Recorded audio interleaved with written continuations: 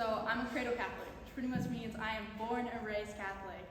And I always knew God was real for first because I would go outside and I'd see the sky, the sun, all these beautiful things, and there's no way that was up to chance. This had to be created by someone, so God was real. And I knew he was good because he made my friends, he made my family, he made my wonderful teachers, and all these things were so good. So God is real and God is good. I knew both of these. I would go to church every Sunday and I would occasionally say an Our Father to let him know I was still there. I would maintain this long distance type of friendship with God just so if I ever needed anything, I had someone to rely on. But I was stuck where most people get stuck. I knew he was good, I knew he was real, but I didn't desire a real intimate relationship with the Lord.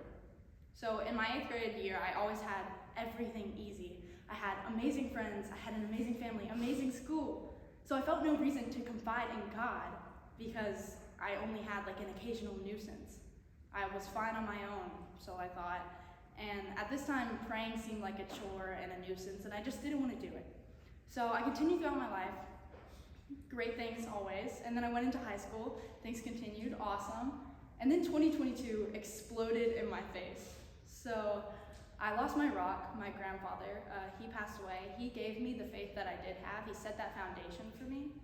I was in an abusive relationship. I got out of it, and then I was diagnosed with PTSD. And to top it all off, I knocked out my front 3 teeth in a 4-wheeler accident. So I was super overwhelmed and angry because all of this was just taking over my life. I had everything perfect so far, and then all of this. So this reminds me of when Mary's brother Lazarus died, and Mary said to Jesus, "If only you had been here, Lord, my brother wouldn't have died." And that's where I was. If only God had been here, none of this would have happened. I would have had a great life. But instead, I drove a wedge between whatever relationship I did have with the Lord and completely cut off any religious life. I sunk into a deep depression and things got way, way worse. I experienced pain and I was desperate for a fix, so I wanted comfort. And I went to the world for comfort. And I was right in doing this because the world will give you comfort, but we are made for greatness. And I knew I was made for greatness, so I was going to find that and I was going to achieve this greatness. So I kept looking, all right? And I went to my grandmother. This is the most holy woman I know. And I was like, "Oh, Nana, what do I do?" And she looked at me and she was like, "Cara, have you gone to God about it?" And this is what we've been hearing our whole lives. We're Catholic. We've been raised Christian. We've always been Christian. Have you gone to God about it? Of course I've gone to God about it. She goes, "No, Cara, no. I mean, have you sat down and you said, God, I 100% trust you. Everything has been bad from here.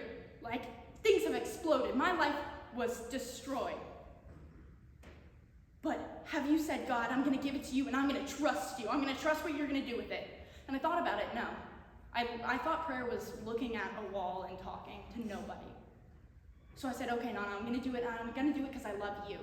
And I know that you want this for me." So I went home and I was like, "All right, God, hey, I'm here and I'm going to try and give it to you." So in this time of suffering, I saw that this world was a place of evil and it was a place of suffering. You will get hit, and you will get hit and hit again, and that's what 2022 did to me, constantly. So I was like, "God, why would you let me suffer?" But then I realized what Jesus promised us. He didn't promise us a life without suffering, but he promised he would help carry us through. We each have a cross and a burden, and alone it will become too heavy. You will fall. You will be crushed by that weight. But a cross is heavier alone, and God wants to help you pick that up. So I said, "God, I'm going to help you carry. I'm going to let you help me carry this, okay? I'm going to give you that cross." So he helped me. He picked me back up, and he promised that he would help carry me through this. So to quote Sister, God brings the greatest good out of the darkest places.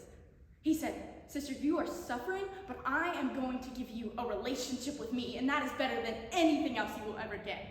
So I found out in this relationship with the Lord, I don't get to pray, or I don't have to pray, I get to. It is a reward. You get to talk to God, your creator. That's awesome. And eventually, prayer wasn't just talking to a wall. It was a conversation between two people. And prayer was the root of my healing. Without it, there's nothing. So over time, and I'm still in it right now, I'm able to heal. I am 1 year flashback free, and I have this amazing relationship with my grandfather in heaven, and I'm so blessed for that. So, as I said, Mary, when her brother Lazarus died, she was like, God, why'd you leave me? You left me here alone. Here's how Jesus responded to her. Jesus responded and said, did I not tell you that if you believe, you will see the glory of God? This illness is not to end in death, but it is for the glory of God, that the Son of God may be glorified through it. So this illness is not to end in death. Daughter, your suffering, this is what God said to me, your suffering isn't going to end in death. It's going to end in my glory, and that's what he did. He gave me a relationship with him, and he saved me. So that is my testimony.